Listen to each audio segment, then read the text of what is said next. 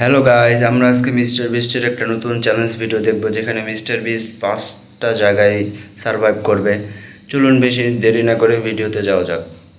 আমি এখন এমন একটা দ্বীপে আছি যেখানে শুধু সাপেদের রাজত্ব, কিন্তু আমি এর থেকেও ভয়ঙ্কর জায়গায় যাব, যেমন বরফে ঢাকা একটা খাড়া পাহাড়ে উঠবো। আমি পড়ে যাবো, আমাকে নামাও নামাও। এমন একটা রাস্তায় গাড়ি চালাবো যেখানে প্রচুর মানুষ মারা গেছে। আমরা মৃত্যু থেকে আর 7 ইঞ্চি দূরে আছি। ভয়ঙ্কর শার্কদের সাথে কেজ ছাড়াই সুইমিং করব এবং আরো অনেক কিছু। আর শুরু করব এই কেজ থেকে, একটা আফ্রিকান সাফারির মাঝখানে, যেখানে অনেক সিংহ, চিতা, হিপো এবং আরো অনেক প্রজাতি যেগুলো আমাদেরকে মেরে দিতে পারে। আমরা এটা কেন করছি? কারণ আমরা পৃথিবীর সব থেকে ভয়ানক 5টা জায়গায় যাব। আমি একটা সিংহ দেখতে পেয়েছি। ও মাই গড, এটা আমরা কেন করছি? আর যাতে সিংহরা আমাদের কাছাকাছি আসে, তাই আমি অনেক মাংস এনেছি। এবং কেজের চারপাশেও ঝুলিয়ে দেব।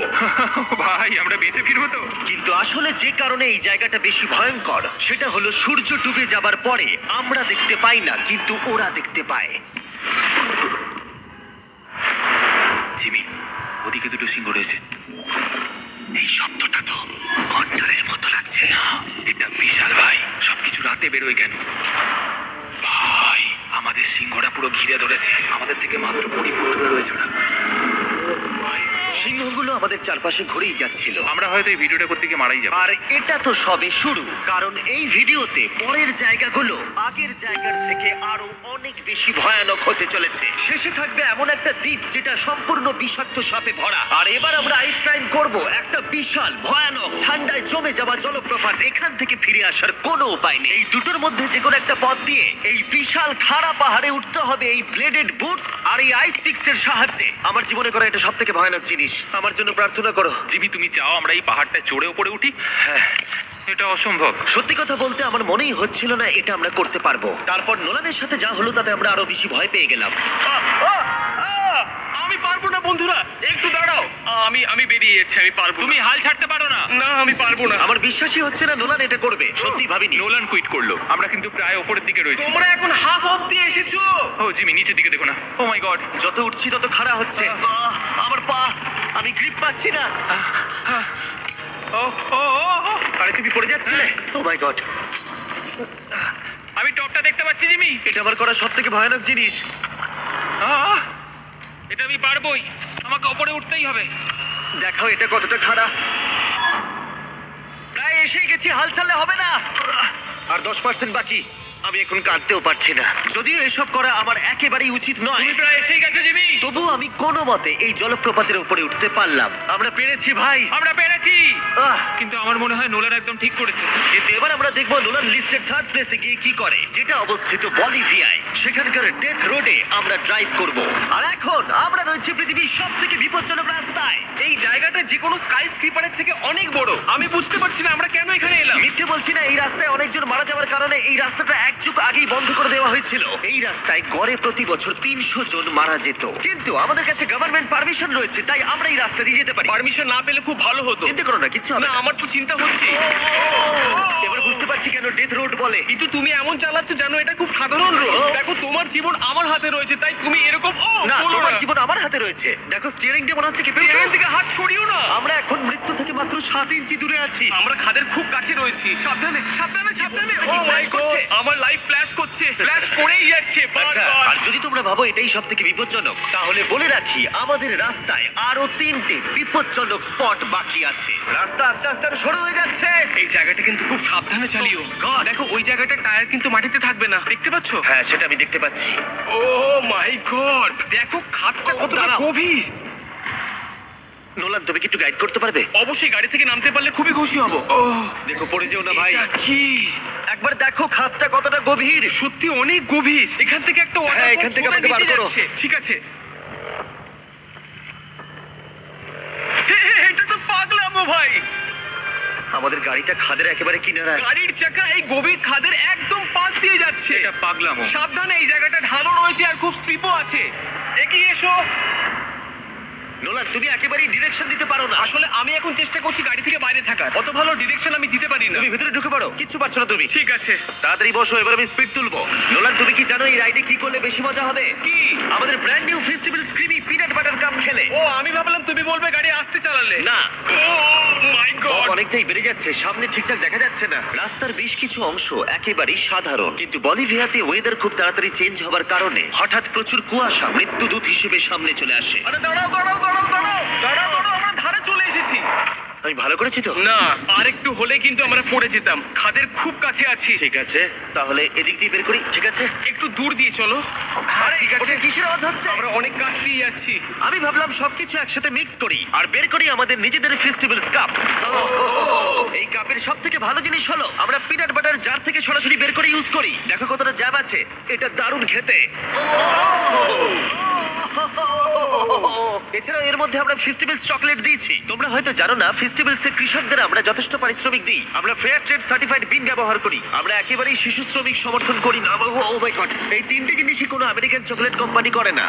নোলান, হ্যাঁ এক যুগ তো কেটে গেছে, দেখে নাও ব্রিজটা ঠিকঠাক আছে কিনা। ঠিক আছে। আমি শিওর হতে চাই যে এটা ভেঙে পড়বে কিনা, কারণ আমি মরতে চাই না। নোলান, ব্রিজটা পরীক্ষা করো, সব ঠিক আছে?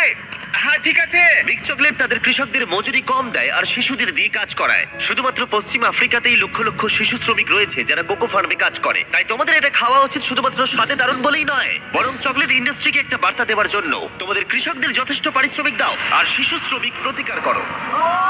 এটা তো পাগলামো ভাই। আমরা ডেথ রোড সার্ভাইভ করলাম। এখন অবধি আমরা সার্ভাইভ করেছি, কিন্তু পরের বোনাস প্লেসে কার্ল আর নোলান শার্কে ঘেরা সমুদ্রের একেবারে মাঝখানে যাবে। আর কিছু কারণবশত জলে কেজের মধ্যে থাকবো না। হ্যাঁ, ইউজুয়ালি আমরা এটাই ব্যবহার করি, কিন্তু এবারে আর করব না। এখানকার শার্কগুলো অতর্কিতে আক্রমণের জন্য বিখ্যাত, আর এটাই এই জায়গাটাকে ইউএস এর সব থেকে বিপজ্জনক করে তুলেছে। বিশ্বাসই হচ্ছে না আমরা এটা করতে চলেছি। ও মাই গড, এগুলো তো অনেক বড় শার্ক। ও মাই গড। ভাই আমরা এটা কেজ ছাড়া কেন করছি? ভাই তোমার পেছনে পেছনে। ও মাই গড, এটা অনেক বড়। নোলান, এক্ষুনি ভাই নামো। আমার ইচ্ছা করছে না, আমি যেতে চাই না, সত্যি আমি মরতে চাই না ভাই, মরতে চাই না। ও মাই গড, এটা তো অনেক বড়। ঠিক আছে ঠিক আছে ভাই, এই শার্কগুলো তো দ্বিগুণ বড়। আমি আর যাচ্ছি না, হয়ে গেছে। কিন্তু দ্বিতীয় বিপজ্জনক জায়গার কাছে এটা কিছুই নয়, যেটা অবস্থিত অ্যামাজন রেন ফরেস্টের একেবারে মাঝখানে। এখানকার সৌন্দর্য দেখে বোঝা যাবে না জায়গাটা কতটা বিপজ্জনক, কারণ কিছু মুহূর্তের মধ্যেই এই জায়গাটা এরকম থেকে এরকম হয়ে যেতে পারে।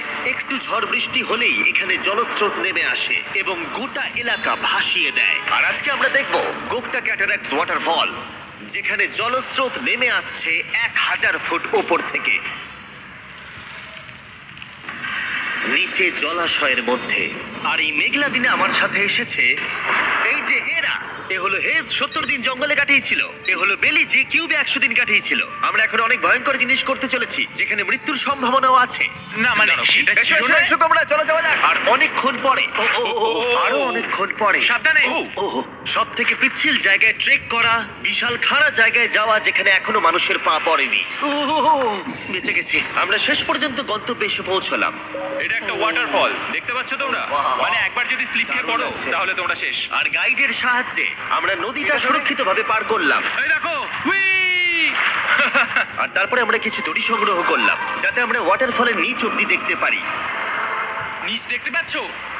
ওয়াও, এটা দারুণ লাগছে।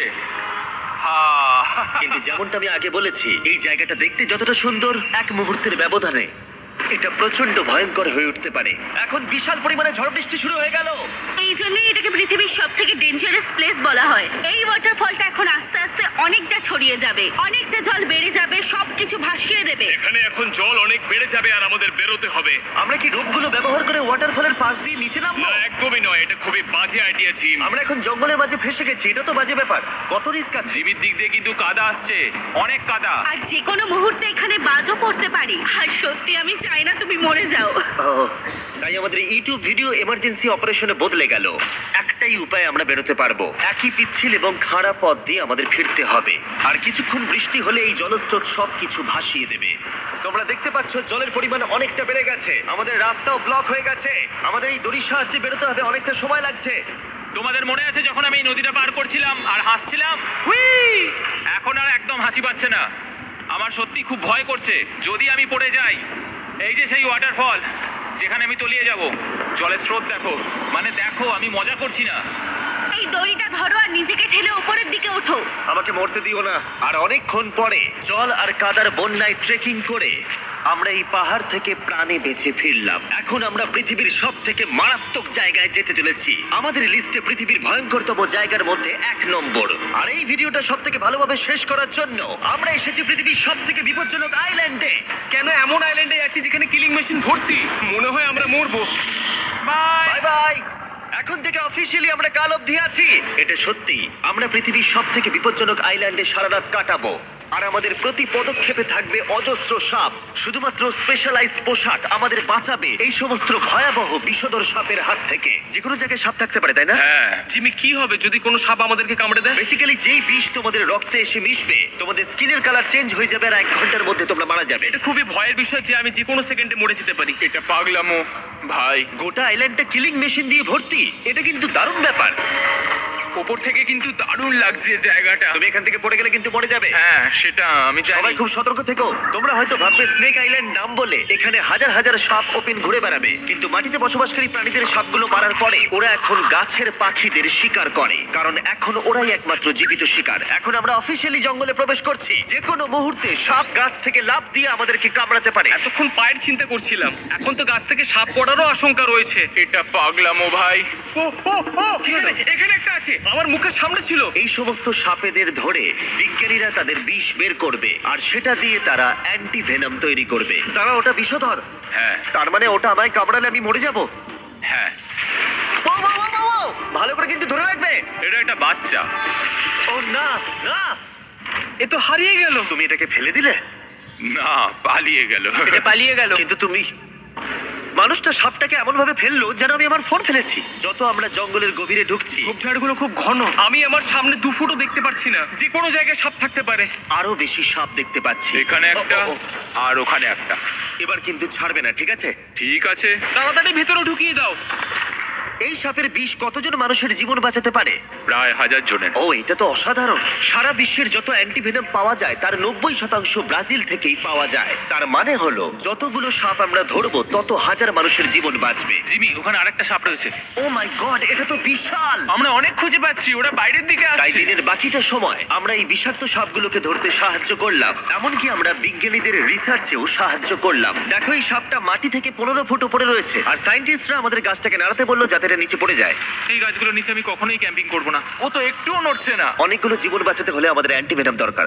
অন্ধকার ঘন হয়ে এলে আমরা সার্ভাইভ করার দিকে মন দিলাম। এবার ক্যাম্পিং এর সময়। ক্যাম্প সেট আপ হয়ে গেল, যদিও আমি সত্যিই জানি না এই ক্যাম্পগুলো স্নেক প্রুফ কিনা। আমরা এখন ঘুমোবো সাপেদের মাঝে। একটু ভয় লাগছে। এখন আমরা ঘুমোবো আর আশা করব আমাদের টেন্টে কোনো সাপ ঢুকে পড়বে না। খুবই ভয় লাগছে। আমি বাড়িতে গিয়ে শান্তিতে ঘুমোতে চাই। তাই আমাদের মনে একটাই চিন্তা ঘুরপাক খাচ্ছিল, যত তাড়াতাড়ি সম্ভব এখান থেকে বেরোতে হবে। আমি শুধু বাড়ি যেতে চাই। একটা বিশাল আইস মাউন্টেনে ওঠা থেকে শুরু করে এমন রাস্তায় ড্রাইভ করা যেখান থেকে 1000 ফুট নিচে পড়ে যাওয়ার সম্ভাবনা আছে, শার্কে ঘেরা সমুদ্রের মাঝে সাঁতার কাটা কোনো কেদ ছাড়াই, এবং সবার শেষে আমরা স্নেক আইল্যান্ড সার্ভাইভ করেছি এবং কেউ মরেনি।